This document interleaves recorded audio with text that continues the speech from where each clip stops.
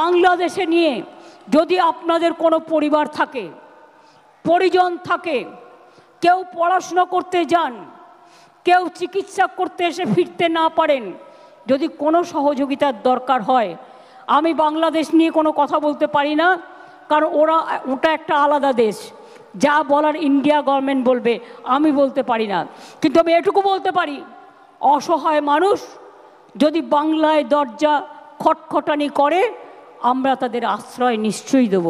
তার কারণ এটা ইউনাইটেড নেশনসের একটা রেজুলেশন আছে, কেউ যদি রিফিউজি হয়ে যায় তাকে পাশের পার্শ্ববর্তী এলাকা তাকে সম্মান জানাবে।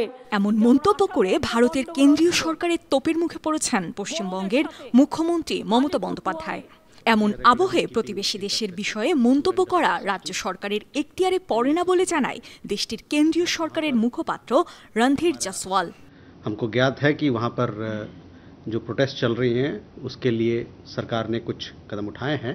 তারপরও ক্ষান্ত হননি তৃণমূল কংগ্রেস সভানেত্রী।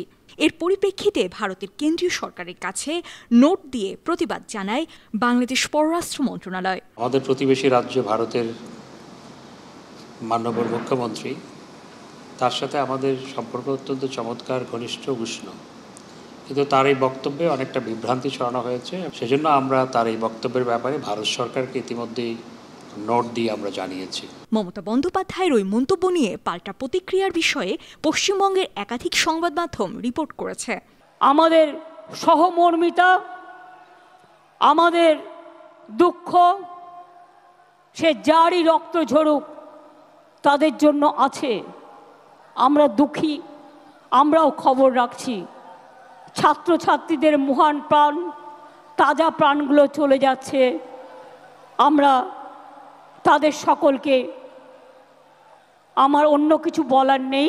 মমতার বক্তব্য নিয়ে যখন গোটা ভারতে চলছে সমালোচনার ঝড়, সাংসদদের সঙ্গে বৈঠক শেষে সংবাদ মাধ্যমের মুখোমুখি হন তৃণমূল প্রধান। এ বিষয়ে এক প্রশ্নের জবাবে মমতা বন্দ্যোপাধ্যায় বলেন, আমি 7 বারের সাংসদ, 2 বারের কেন্দ্রীয় মন্ত্রী ছিলাম। বিদেশ নীতি অন্য কারো চেয়ে ভালো জানি। তাদের আমাকে শেখানো উচিত নয়, বরং তাদের পরিবর্তিত ব্যবস্থা থেকে শেখা উচিত। স্বাধীনতা ডিক্লেয়ার হয়েছিল দেশে, তার মধ্যে আন্তর্জাতিক ডেস্ক 52 টিভি। একটা